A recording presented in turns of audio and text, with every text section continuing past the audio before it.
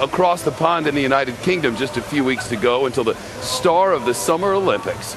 And a judge in Great Britain today gave the go-ahead to a controversial plan to put anti-aircraft missiles on the roof of a London apartment building. Folks who live in this 17-story place called Fred Wigg Tower had argued the missiles would make them a terror target.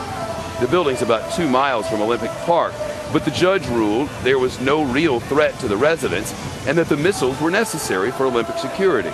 There's word the British Army will begin construction within just days. The Fox Sports chief correspondent Jonathan Hunt, who lived in that neighborhood apparently at one point, in our New York studios tonight. Jonathan, residents are understandably pretty disturbed about this. Yeah, imagine, Shep, if security officials suddenly said to the good people of Kansas City that the All-Star game is an attractive target for terrorists and therefore, in the name of national security, they need to put missiles on the roofs of homes and apartment buildings within sight of Kaufman Stadium there. Well, that's exactly what is happening in London at this Fred Wigg apartment building. And lawyers for the residents who fought this said this is the British government essentially saying they can do whatever they want militarily with someone's homes. Missiles on the roofs, they say. Soldiers in the living rooms could be next. Listen. We have always believed that an Englishman's home was his castle, not a forward operating base. It was something where we were protected, where we could enjoy the quiet enjoyment of our homes. The clear implication of this judgment is that so long as the Ministry of Defence considers that national security is in play, you no longer have quiet enjoyment of your home.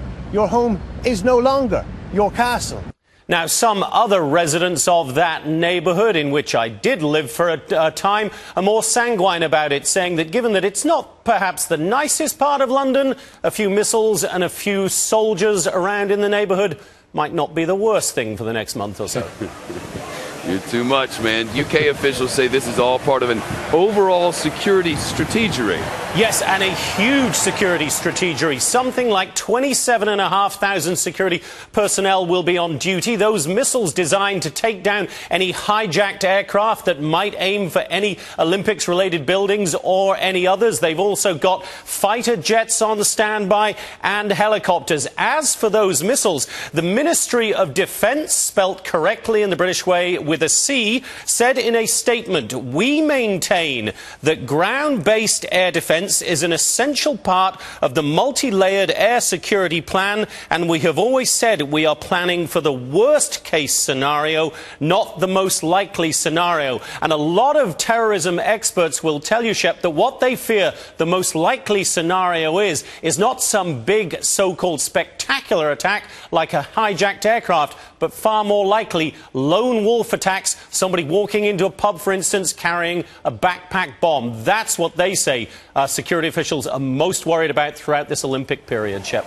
Understandably so. Jonathan Hunt on the missile launchers in London. And just